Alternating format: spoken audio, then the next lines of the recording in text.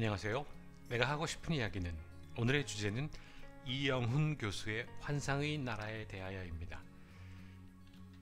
이영훈 교수는 정규제 TV 환상의 나라에서 세종대왕을 비하하는 방송을 합니다. 이 교수는 무슨 이유로 세종대왕을 성군이 아니라 하는지 알아보고 그의 주장이 거짓됨을 밝혀드리도록 하겠습니다.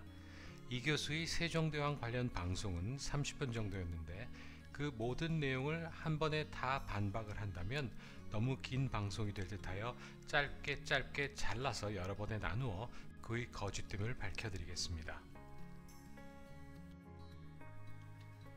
이영훈 교수는 지금까지 우리가 배워온 역사는 일종의 환상이라는 식으로 이야기를 시작하면서 세종대왕이 성군이 아닌 이유를 자기 나름대로는 객관적이라 생각했는지 모르겠으나 자신만의 망상 속에서 세종대왕을 비하하기 시작합니다.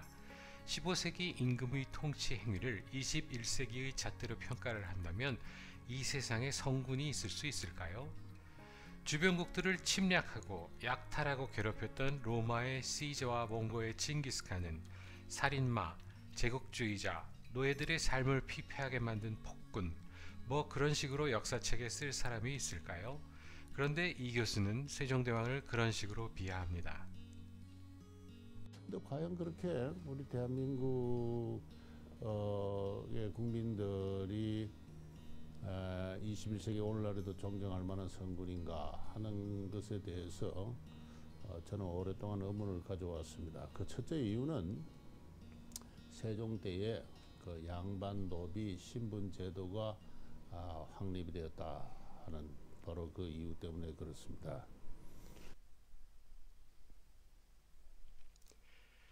이 교수가 세종대왕을 성군이 아니라 생각하는 첫 번째 이유는 신분제 확립으로 인한 노비들의 삶이 피폐해졌기 때문이라고 주장합니다.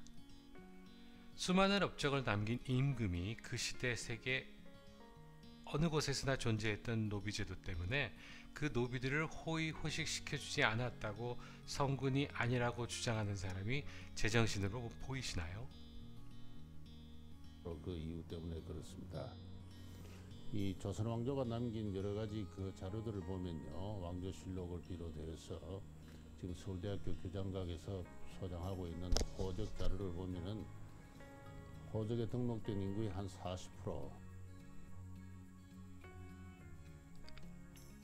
어쨌든 이 교수가 주장하는 그 비인간적인 노비제도 관련 내용도 다 날조 거짓입니다.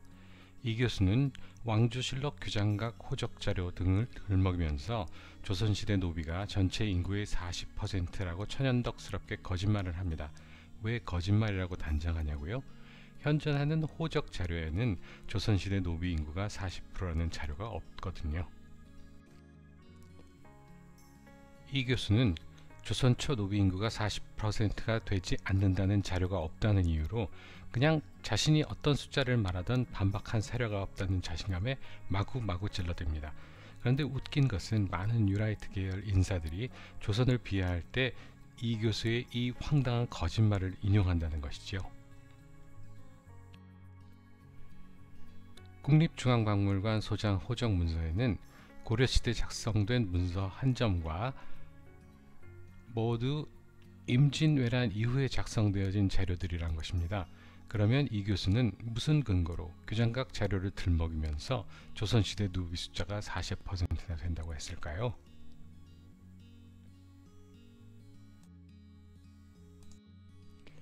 기록에 의하면 호적 조사는 전국적으로 이루어졌어야 했지만 임진왜란, 병자호란 및 기타 사건 사고로 모두 소실되고 지금 소장되어 있는 자료는 극히 일부이며 특정 지역에 편중되어 있는 자료로 연구에 실마리 정도 줄 수 있는 자료이지 그 당시 사회상을 확실하게 일목요연하게 보여주지는 못한다는 것입니다.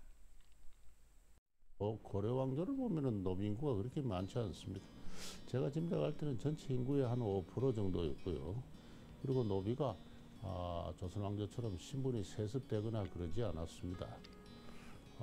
함부로 사고 팔릴 수도 없었고요. 사고 팔릴 경우에는 처벌을 받습니다. 그리고 양인하고 노비가 아닌 양인하고 결혼이 금지되어 있었습니다. 아무튼 이 교수는 고려시대 노비에 관한 내용은 자신의 짐작이라고 뻔뻔하게 이야기합니다. 무슨 근거로 5%라고 했을까요? 그는 고려시대 노비 가치가 조선시대의 5분의 1이었다라고도 주장합니다. 그런데 이 교수는 경제학 교수입니다.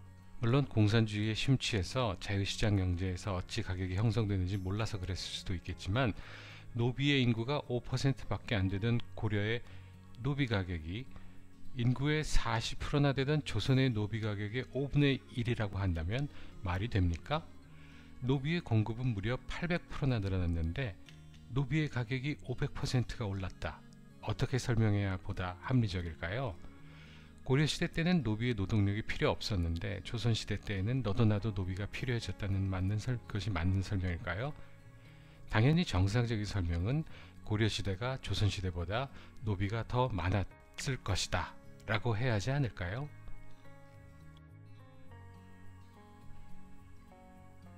태종이라는 임금이 노비 소유 상한제도를 정했습니다. 그때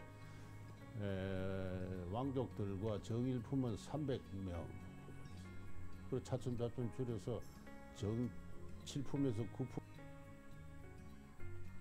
아무튼 이 교수는 세종의 노비 종모법 때문에 조선의 노비가 왕창 늘어났다고 하면서 나쁜 임금이라 했는데, 여기서는 이미 태종 때 노비가 얼마나 많았는가를 설명합니다. 이미 노비가 많았는데 왜 세종이 욕을 먹어야 할까요? 아무튼 노비가 수백 명씩 필요했다는 이야기는 공신전을 소유한 관료들이 농사를 지을 일손이 필요했다는 것이고, 이것은 조선시대의 노비가 서양 중세시대의 소장농과 비교해야 한다는 의미일 것입니다. 생산이죠. 채털. 15세기 양반 가문에서 남긴 상속 문서를 보면은 토지보다도 노비를 먼저 적습니다. 그래서 미국 남부의 그 농장주들이 노예제 시절에 말이죠, 상속 문서를 남길 때 보면은 말을 제일 먼저 적습니다. 말이 가장 소중한 재산이었기 때문에. 그래서 가장 소중한 재산을 먼저 이렇게 상속 문서에 제일 앞에 조선시대의 노비의 신분을 보면 중세시대 소장농과 농노의 특색을 골고루 갖추고 있는데, 좀 더 정확히 하자면 소장농에 더 가깝다고 할 수 있습니다. 따라서 근대 자영되어진 아프리카 흑인 노예들과 노비를 비교하는 것은 아주 악질적인 왜곡이라 하겠습니다.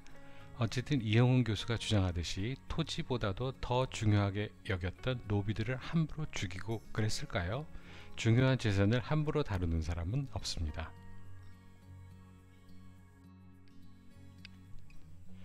내가 하고 싶은 이야기는, 오늘은 이영훈 교수의 세종대왕 관련 방송 비평 1부 여기서 마치고 다음 시간에 2부 진행하도록 하겠습니다. 그럼 다음에 다시 만나요. 감사합니다.